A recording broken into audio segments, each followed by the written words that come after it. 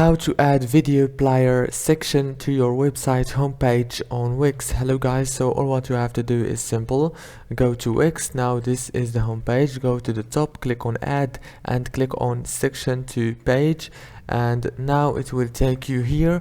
All what you have to do is go on this list, scroll down until you find the video player option, click on it and choose one of these templates, for example this one, and wait a few seconds until it take you right here.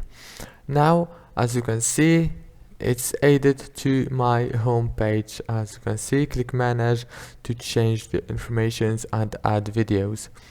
If this video was helpful, please don't forget to like and subscribe, and thank you for watching until the end.